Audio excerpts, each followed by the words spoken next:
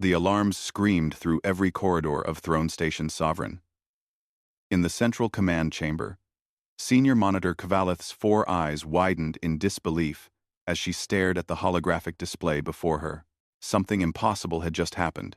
"Rerun the scan," she commanded, her voice steady despite the cold fear creeping through her chest. The junior technician, a young Brel with nervous antenna, worked frantically at his station. "Monitor. The readings are confirmed. A vessel just appeared in the core system. No jump signature. No fold wake. No dimensional breach. It simply materialized." Kvalith felt her blood run cold.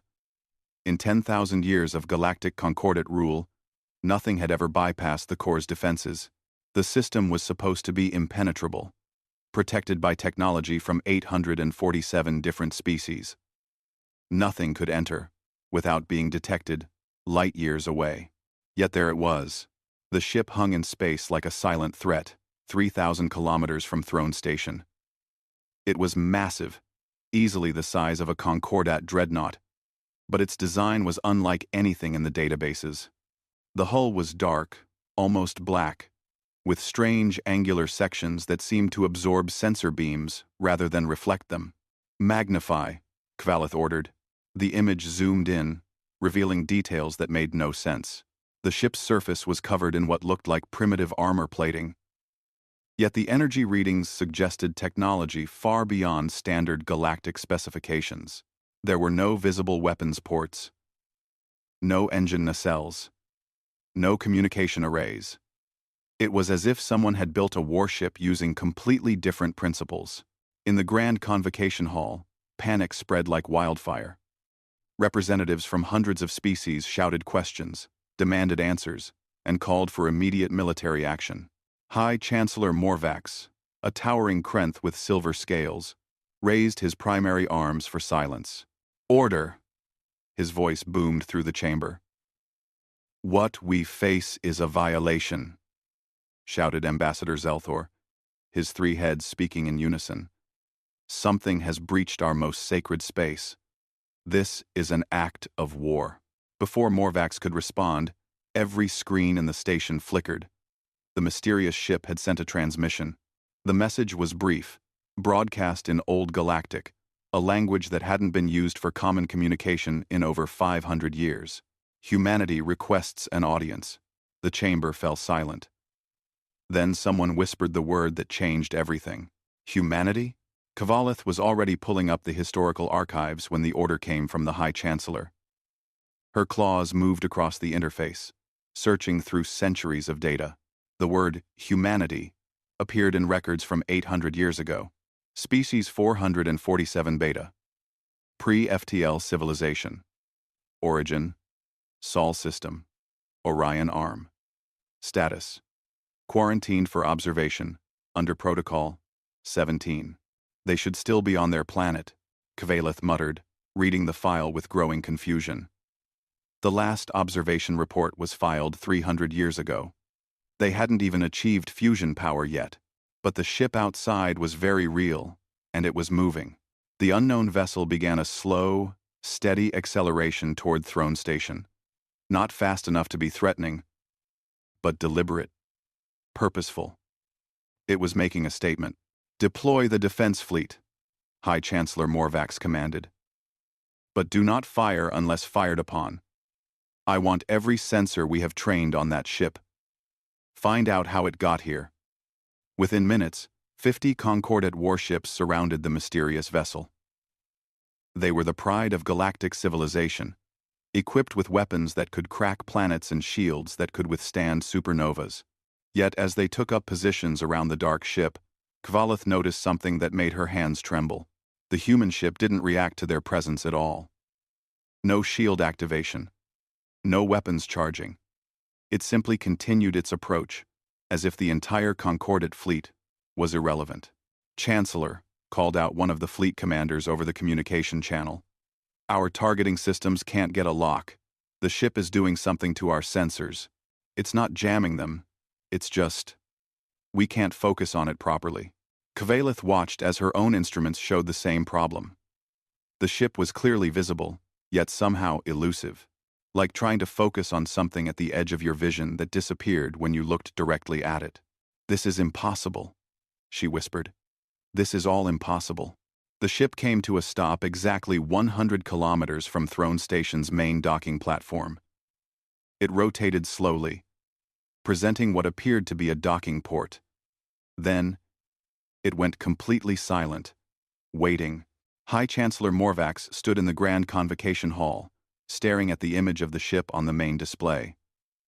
Every representative was looking to him for guidance, the most powerful political body in the galaxy, and they were all terrified of a single ship from a species they had dismissed as primitives. "Send a communication," Morvax finally said. Tell them their request for an audience is granted, but they will explain how they got here and what they want." As the message was sent, Kvalith continued searching through the old files about humanity. Something was very wrong with the records. The observation protocols had been clear. Passive monitoring only. But as she dug deeper, she found something that made her feel sick. Hidden in the classified sections were deployment records, weapon satellites, autonomous defense platforms, placed around the human home system 800 years ago. "Monitor Kvalith." A voice interrupted her thoughts. "The human ship is responding. They're sending over a shuttle with one occupant." Kvalith looked up at the screen, watching as a small craft detached from the massive warship. One human, coming to face the entire Galactic Concordat alone. "What kind of species does that?" someone whispered behind her. As the shuttle approached, Kvalith realized they were about to find out, and she had a terrible feeling that the galaxy was about to change forever. The age of the Concordat's absolute rule was over. Humanity had arrived, and they had questions that demanded answers. The Grand Convocation Hall had never been so quiet. 847 species, represented by their finest diplomats and leaders, sat in absolute silence as the human shuttle docked with Throne Station. High Chancellor Morvax stood at the central platform, his silver scales gleaming under the chamber's lights. Around him, a ring of the most powerful beings in the galaxy waited with a mixture of fear and curiosity. Security forces lined every wall, their weapons ready, but not aimed. No one knew what to expect. The main doors opened with a soft hiss. A single figure walked through. The human was shorter than most species present, wearing what appeared to be an antiquated pressure suit that had been modified with technology that nobody recognized. The helmet retracted, revealing a face that looked remarkably similar to several dozen other species in the galaxy. 2 eyes, 1 nose, 1 mouth. But there was something different in those eyes, something that made even the most battle-hardened warriors in the room feel uncomfortable. The human looked like someone who had seen war and chosen to walk away from it. "I am Admiral Chen Wei of the Human Expeditionary Fleet," the figure said in perfect modern, galactic standard. Her voice was calm, measured, and carried throughout the massive chamber without any need for amplification. "I speak for the people of Earth and the colonies of humanity." "Colonies?" Ambassador Zelthor's 3 heads spoke in unison. "Your species was pre-FTL. You should not even have left your planet." "Colonies."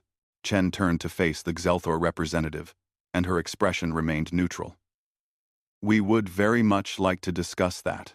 High Chancellor Morvax, the Galactic Concordat has violated every first contact protocol in its own charter. Humanity demands an explanation." The chamber erupted in angry shouts. How dare this primitive species make demands? How dare they accuse the Concordat of violations? Security forces raised their weapons, but Morvax held up a hand for silence. "Explain yourself, Admiral," he said, his voice echoing through the hall. "The Concordat placed your system under observation protocol to allow your natural development. This is standard procedure for pre-FTL species." Chen reached into her suit and pulled out a small device. She tossed it into the air, and it projected a holographic display that filled the center of the chamber. What appeared made several representatives gasp. The images showed ships, human ships, destroyed. Dozens of them, scattered across hundreds of years. Colony vessels torn apart. Exploration craft reduced to debris. Science stations obliterated. Every single one destroyed the moment they crossed an invisible line at the edge of their solar system. For 800 years, Chen said, her voice never rising but somehow growing colder. Humanity attempted to reach the stars. For 800 years, something destroyed every ship we sent beyond our system. We found fragments. We recovered black boxes. We knew someone was killing us, but we never knew who. She turned slowly, making eye contact with representatives across the chamber. We buried hundreds of thousands of pioneers, families who volunteered to start new worlds, scientists seeking knowledge, children who dreamed of touching alien suns, all murdered the moment they tried to leave our home. Kvalith, watching from her monitor station, felt her stomach turn as she cross-referenced Chen's data with the classified files she had discovered. Every destroyed ship matched a weapons platform activation. The observation protocol had not been passive at all. "This is preposterous," Ambassador Zelthor declared. "The observation protocols are strictly non-interference." "Then explain this," Chen said, and the hologram changed. It showed a weapon satellite. Concordate technology, concordate energy signatures, concordate authorization codes. And at the bottom of the deployment order, 7 species had signed the authorization. 7 founding members of the Concordate. The hall descended into chaos. "We did not know," someone shouted. "The protocols were supposed to be passive." "Who authorized this?" another voice demanded. Chen waited for the noise to die down before continuing. "Humanity spent 8 centuries behind an invisible prison wall. We could see the stars, but we could not reach them. We had no idea who you were. We only knew that something out there wanted us contained." She deactivated the hologram and looked directly at Morvax. "We assumed the galaxy was hostile. We prepared for war. Every generation worked to develop technology that could defeat an enemy we had never seen. We built weapons. We created defenses. We prepared for the day when we would break through that barrier and face whatever was keeping us locked away. And you broke through," Morvax said quietly. "How?" Chen smiled, but there was no warmth in it. "We stopped trying to go around the weapons. We went through them. We developed translocation technology. We don't travel through space, Chancellor. We simply stop being in one place and start being in another. Your satellites never detected us because we were never in the space they were monitoring." The implications hit the room like a physical blow. If humanity could bypass any defense, appear anywhere without warning, then no system in the galaxy was safe. "The ship outside," Chen continued, "the Indomitable, is not our largest vessel. It is not even in our top 50. It is a scout frigate. We sent it first because it is fast and well defended. But make no mistake, Chancellor, humanity has spent 800 years preparing for this moment." "Is that a threat?" Morvax asked. "It is a statement of fact," Chen replied. "We do not want war. We want answers. We want accountability. And we want to see the records of which species authorized those weapon platforms. That information is classified under diplomatic immunity," Morvax said firmly. "Historical actions cannot be prosecuted under current law." Chen's expression did not change. "Then the Concordat is not a government of laws. It is a government of power that protects its own.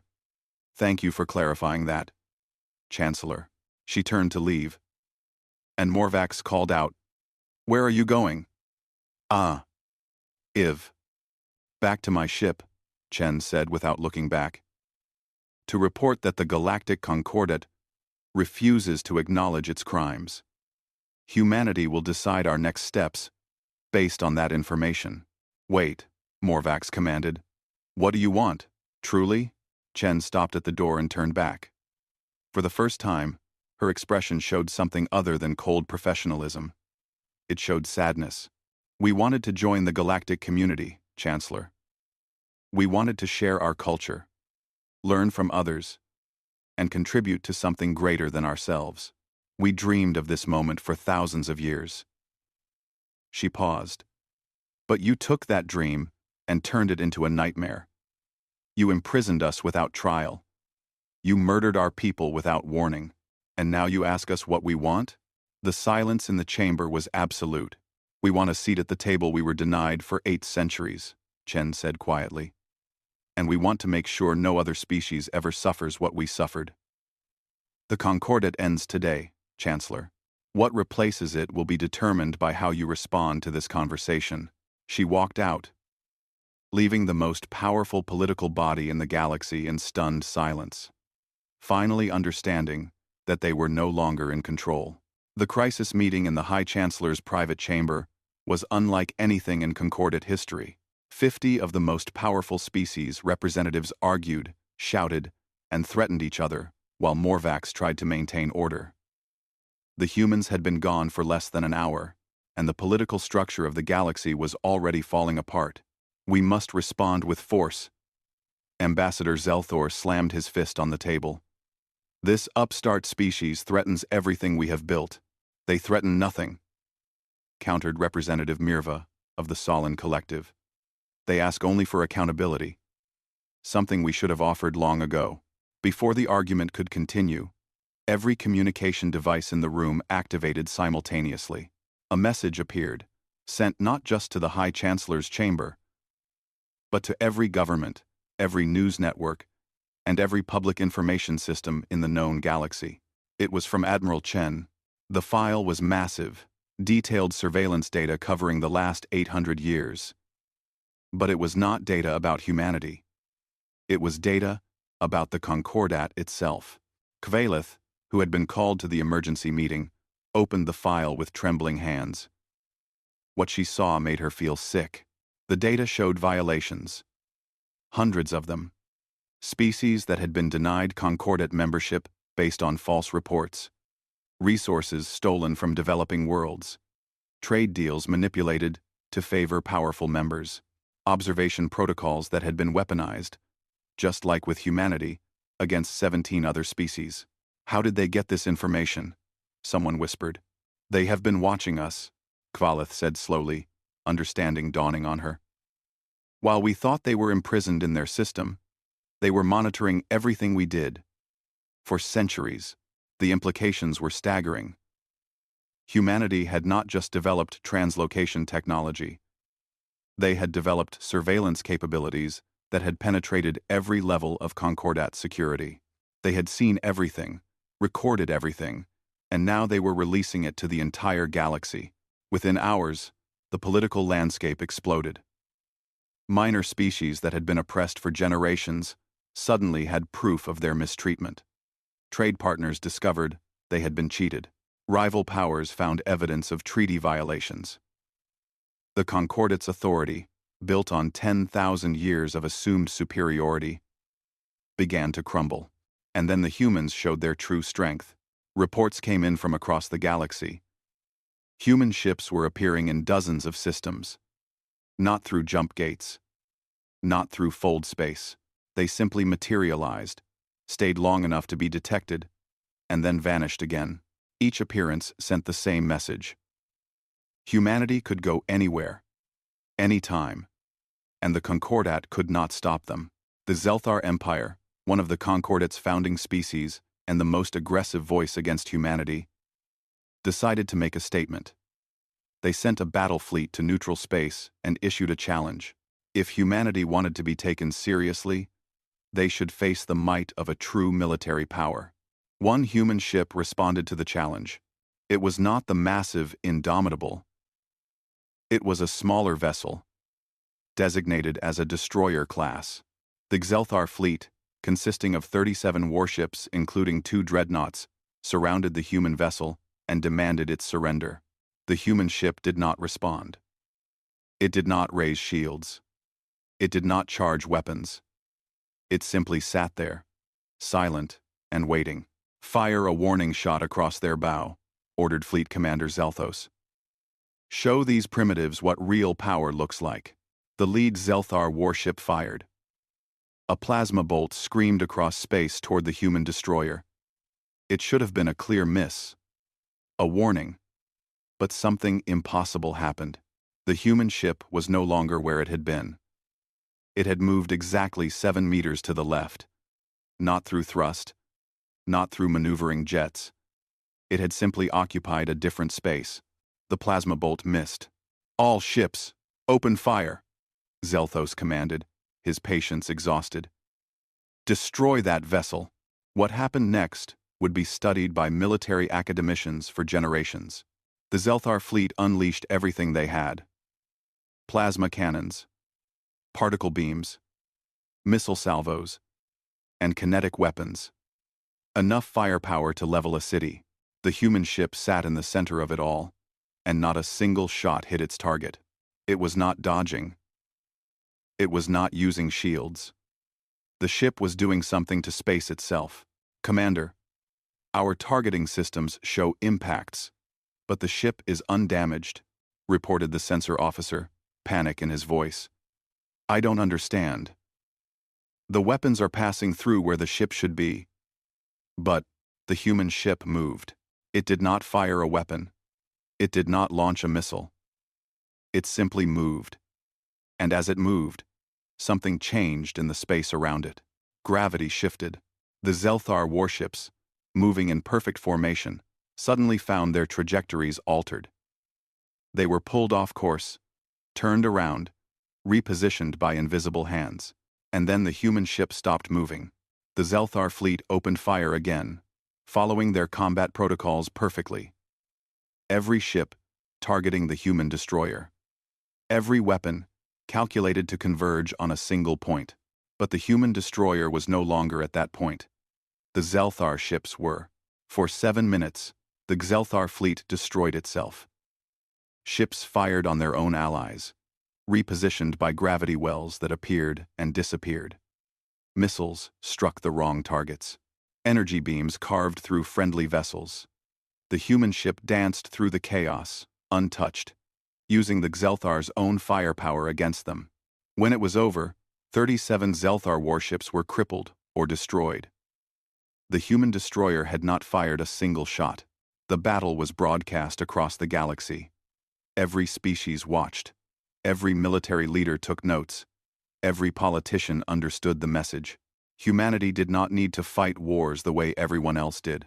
They had evolved beyond conventional warfare. They could control the battlefield itself. Admiral Chen appeared on galactic news networks hours later. She stood on the bridge of the Indomitable, calm and professional. The Galactic Concordat has ruled for 10,000 years through military superiority, she said. You have maintained order through the threat of force. You have crushed dissent with overwhelming power. This is not governance. This is tyranny. She paused, letting the words sink in. Humanity does not want to replace the Concordat's tyranny with our own. We want something different. We want accountability. We want democracy. We want every species to have a voice, not just the powerful. Behind her, the view screen showed more human ships appearing throughout the galaxy. Hundreds of them. Thousands. Each one capable of the same impossible movements. The same reality-bending technology. We are giving the Concordat one standard week to respond, Chen continued. Disband the current power structure. Establish a true democratic federation where every species has equal representation, or face the consequences. Chen Xiaofen, end quote. Is that a declaration of war? A reporter asked. Chen smiled sadly. No. It is an offer of peace. We are showing you what we are capable of, so that you understand we do not need war to win. We are offering you a choice. Evolve with us, or be left behind. The transmission ended. In the High Chancellor's chamber, Morvax stared at the blank screen. Around him, his advisors argued about military options, diplomatic solutions, and alliance formations. But Morvax knew the truth. The Concordat had already lost. Not through battle, but through obsolescence. Humanity had shown that everything the Concordat had built its power on was meaningless against technology that operated on different principles. Chancellor, Kvalith spoke up quietly. 6 major species have just withdrawn from the Concordat. They are forming something called the Preservation Pact. They say they will not bow to human demands. Morvax closed his eyes. The galaxy was splitting apart, and at the center of it all was a species that should have remained primitive and contained. A species that humanity had turned into something unprecedented. Send a message to Admiral Chen, he said tiredly. Tell her we need to talk. The galaxy was tearing itself apart. Within 3 days of Admiral Chen's broadcast, the political structure that had maintained peace for 10,000 years had fractured into warring factions. The Preservation Pact, led by the Xelthar Empire and 5 other major species, had issued their ultimatum. They would not accept human interference in galactic affairs. They would not disband the Concordat. And they would not allow a species of primitives to dictate terms to their betters. We are the powers that built this civilization, declared Ambassador Zelthor in a statement broadcast across all channels. We will not surrender to threats from a species that only yesterday learned to leave their planet. Humanity will retreat to their home system, or they will be eliminated. Oh, Nain. The response from smaller species was immediate and overwhelming. Over 300 minor civilizations issued statements of support for humanity's demands. They had suffered under Concordat rule for generations, denied representation, exploited for resources, and treated as second-class citizens. Finally, someone was standing up to the powers that had oppressed them. On Throne Station, Kvalith watched the intelligence reports with growing horror. The Preservation Pact was mobilizing the largest military fleet in recorded history. Thousands of warships from 6 species, all converging on 2 targets: Earth's home system and Throne Station itself. They are going to start a war, she said to High Chancellor Morvax. A real war, not a border skirmish or a territorial dispute. A war that could destroy everything. Morvax stood at the observation window, staring out at the stars. The Indomitable still hung in space nearby, silent and waiting. Can we stop it? Can we stop it?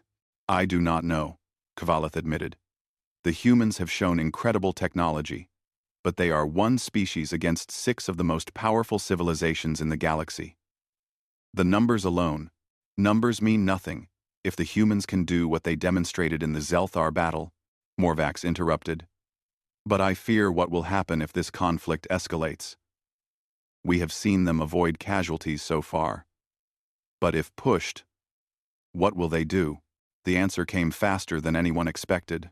The Vryn Collective, a hive mind species and one of the Preservation Pact's members, attempted to infiltrate human communication networks. They were experts at digital warfare, capable of corrupting entire planetary computer systems. They believed they could cripple humanity's coordination, find weaknesses in their technology, and gain the advantage needed to win. The infiltration lasted exactly 14 seconds before the Vryn withdrew in what could only be described as panic. What did you find? Asked the Pact's military coordinator. The Vryn representative, a pale creature with thousands of eyes, trembled as it spoke. There is no central command, no main computer system, no hub of control. That is impossible. How do they coordinate their ships? They do not coordinate, the Vryn said, its voice filled with something that sounded like fear. Every human ship operates independently. Every vessel has complete autonomy. They are connected, but not dependent. We tried to map their command structure, and we found 8 billion individual decision points. 8 billion? Every human on their ships, every crew member is capable of making strategic decisions. They do not follow orders like we do. They work together by choice, by consensus, by, we do not have words for it. They are not a hierarchy. They are something else. The implications were staggering. The Concordat, like every major civilization, operated on clear command structures, disrupt the leadership, and the organization fell apart. But humanity had no such weakness. They were a distributed network, resilient and adaptable in ways that conventional military theory had never encountered. Meanwhile, Admiral Chen made her position clear in a private meeting with representatives from the neutral species. "We do not want this war," she told them, her expression serious. "But we will not back down. The Concordat had 800 years to treat us fairly. They chose imprisonment and murder instead.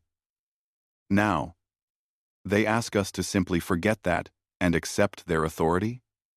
No. That time is past." "What is your endgame, Admiral?" asked Ambassador Terex of the Holine Federation, one of the few species that had remained neutral. Chen shook her head firmly. "We become nothing. We are offering something that has never existed in this galaxy. True democracy. Every species gets representation based on population. Every voice matters equally. No more powerful species dictating terms to weaker ones. That is idealistic," Terex said carefully. "But idealism does not survive contact with reality. Someone will always seek power. Then we build systems that prevent them from taking it," Chen replied. "We have spent 800 years watching you from behind our prison. We have studied every government in this galaxy. We know what works and what fails. We are offering you something better." The meeting was interrupted by urgent news. The Preservation Pact fleet had begun its attack. 2,000 warships split into two groups. One group headed for Earth's system, intent on destroying humanity's homeworld and ending the threat at its source. The other group moved toward Throne Station, determined to secure the symbolic center of galactic power. Kvalith watched the tactical displays with dread. The Pact fleet was massive, disciplined, and equipped with the best weapons in the galaxy. Against them, sensors detected only a few dozen human ships moving to intercept. "It is not enough," she whispered. "They cannot stop this." But as the fleets closed to weapons range, something became clear. The humans were not trying to stop the attack through conventional means. At Earth's system, the Pact fleet arrived expecting to find planets, stations, and defensive installations. Instead, they found something that made their sensors overload with disbelief. The entire solar system had been converted into a fortress. Planets had been disassembled. Asteroids had been restructured. The raw material of 8 worlds had been transformed into a network of shipyards, manufacturing stations, and defensive platforms that spanned billions of kilometers. "This is not possible," breathed the Pact's fleet commander. "This would take millions of years. Unless they have technology we cannot comprehend," his tactical officer replied. "Sir, the energy readings from those stations. They are building ships. Right now. In real time." As the Pact fleet watched, human vessels assembled themselves from raw materials. Construction swarms, too small for sensors to track individually but numbering in the billions, worked in perfect coordination. A destroyer took shape in minutes. A cruiser in an hour. They were not building ships in the traditional sense. They were growing them. At Throne Station, the second Pact fleet faced a different surprise. As they moved to attack positions, they found themselves unable to target anything. Human ships swarmed around them, but they were not attacking. They were deploying something. Microscopic drones, Kvalith reported, watching the sensor data in amazement. "Billions of them. They are landing on every Pact ship." "Weapons?" Morvax asked. "No, sir. They are interfacing with the ship's systems, disabling weapons without destroying them, shutting down engines without causing explosions. The Pact fleet is being deactivated." Within an hour, the Battle of Throne Station was over. 2,000 warships floated dead in space, their crews unharmed, but their vessels completely disabled. Not a single shot had been fired. Not a single casualty reported. Admiral Chen appeared on every view screen in the disabled fleet. "Your crews are safe. Your ships will be returned to you, unarmed, after this conflict is resolved. You came here to start a war. We are showing you that war with humanity is not something you can win." She paused, her expression somber. "But more importantly, it is not something we want. We could have destroyed you. We chose not to. Because we meant what we said. We are not here to become conquerors. We are here to end the age of conquest." In the High Chancellor's chamber, Morvax made his decision. "Send a message to all Concordat members. Emergency session. We are disbanding the old structure and creating something new. The Preservation Pact will not accept this," warned one advisor. "The Preservation Pact no longer has a choice," Morvax replied, watching the human ships outside his window. "The humans have won without firing a shot. They have shown mercy when they could have shown destruction. If we do not change now, we will be swept aside. Better to be part of the new order than crushed beneath it." 3 months after the Battle of Throne Station, representatives from every known species gathered in the newly christened Unity Hall. The old Grand Convocation Hall had been too symbolic of the Concordat's hierarchy. This new space was circular, with no raised platforms, no positions of prominence. Every species sat at the same level. Kvalith, who had been appointed as one of the transition coordinators, watched as the final votes were tallied. The Galactic Federation Charter was being ratified. True democratic representation for all species. Equal voting rights. Transparent governance. Everything the Concordat had never been. The vote was not unanimous. The Preservation Pact species, their fleets returned but their pride wounded, voted against the charter. But they were outnumbered by the hundreds of smaller species who finally had a voice. "The motion passes," announced High Chancellor Morvax, who had agreed to serve as interim coordinator until proper elections could be held. "The Galactic Concordat is officially dissolved. The Galactic Federation is now in session." The chamber erupted in cheers from some species and sullen silence from others. But no one walked out. No one declared war. Because everyone had seen what humanity was capable of, and no one wanted to face that power again. Admiral Chen sat in the human delegation area, watching the proceedings with a quiet satisfaction. Next to her sat Captain Rodriguez of the Indomitable and Dr. Sarah Kim, humanity's chief diplomat. They had done it. They had changed the galaxy without becoming monsters. Later that evening, Chen stood alone in a private observation room, looking out at Earth in the distance. She had not been home in 2 years. The weight of representing her entire species had been crushing at times. "Admiral Chen," a voice interrupted her thoughts. She turned to find High Chancellor Morvax entering the room. The tall Krenth looked older than he had 3 months ago. The stress of overseeing the galaxy's transformation had taken its toll. "Chancellor," Chen nodded respectfully. "The ratification went well, thanks to your restraint," Morvax said, moving to stand beside her at the window. "I have been meaning to speak with you privately, about something that has troubled me since the day your ship arrived." Chen waited, sensing the importance of whatever he wanted to say. "When your ship appeared out of nowhere, my first thought was that we faced an invasion," Morvax continued. "But as I learned more about your technology, I realized something. You could have arrived much earlier. Your translocation technology, your construction capabilities, your surveillance networks. These things take time to develop and deploy." Chen said nothing, but her expression confirmed his suspicions. "How long?" Morvax asked quietly. "How long have you been able to reach the stars?" Chen was silent for a long moment. Then she spoke, her voice barely above a whisper. 237 years.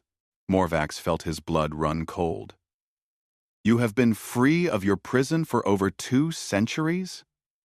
And you waited?"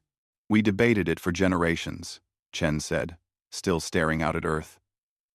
"When we first broke through the barrier and learned the truth about the Concordat, there was rage, calls for revenge, demands for justice. We could have struck then, caught you unprepared, and torn down everything you had built. Why did you not?" Chen turned to face him directly.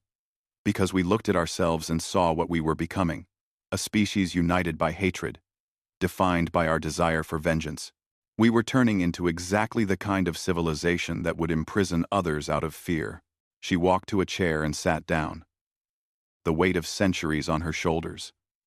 So we made a choice. We would wait. We would watch. We would continue to develop, not just our technology but our philosophy.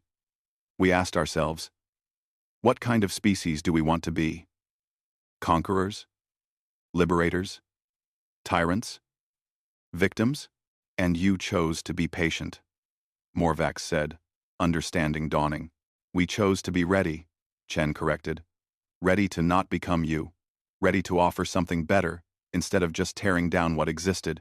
We waited until we were certain that we could look at your warships and feel pity instead of rage.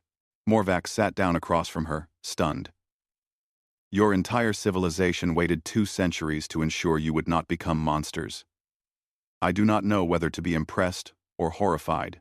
Both, probably, Chen said with a slight smile. It was not easy. Every generation had to make the choice again. To wait, to prepare, to become better. We lost people who disagreed, who left to form their own colonies, who thought we were weak for not striking immediately. But you held to your course. We did. Because we remembered what it felt like to be imprisoned, to be helpless, to watch our people die and not be able to stop it. Chen's expression grew distant. We swore we would never do that to another species. Even the ones who did it to us. We. Morvax was quiet for a long time. Then he asked the question that had haunted him. What would you have done if we had refused? If we had chosen to fight to the end? Chen met his eyes. We would have disabled your ships, as we did with the Preservation Pact. We would have dismantled your weapons. We would have forced change without causing casualties.